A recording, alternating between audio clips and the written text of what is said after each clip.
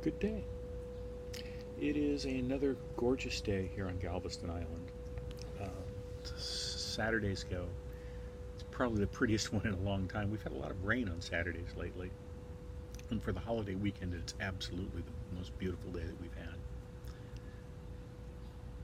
It can be troubling as we look at society today and as we look at the way people interact with one another. It can be very troubling.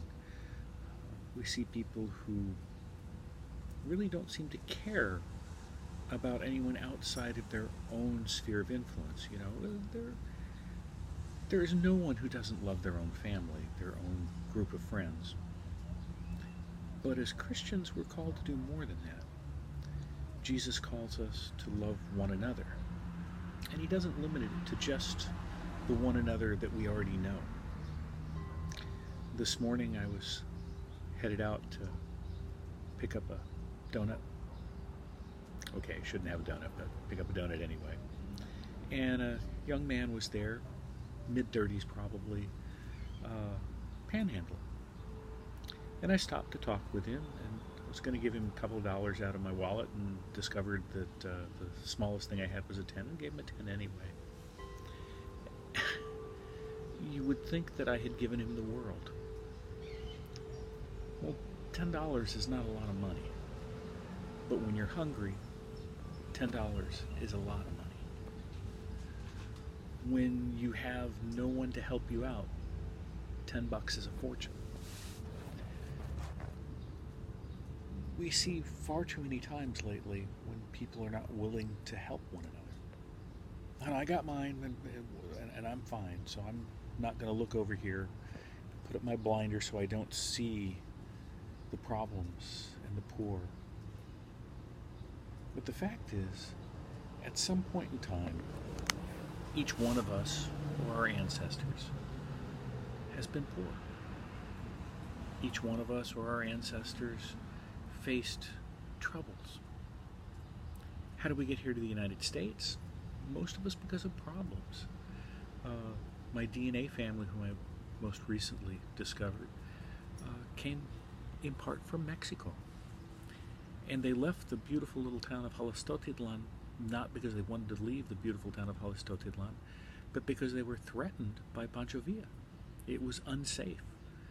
And I've told that story a number of times recently to other friends here on the island, many of whom are Hispanic, who've said, oh my God, my family left because of Pancho Villa. Because it wasn't safe to live in our hometown in Mexico anymore. So they came here. People are looking for that bit of safety. People are looking not for a handout, but for a hand up. They're not trying to take something away from us. They're just trying to have a good life. And there's enough on this wonderful world that God has given us for everyone to have a decent life. It's our own greed that gets in the way. And I don't mean personal greed, you know, I'm not so greedy that no. But greed as a humanity, greed as a part of our society, is so pervasive. If I had $1 billion, what could I do? How could I possibly spend that much money? I don't know.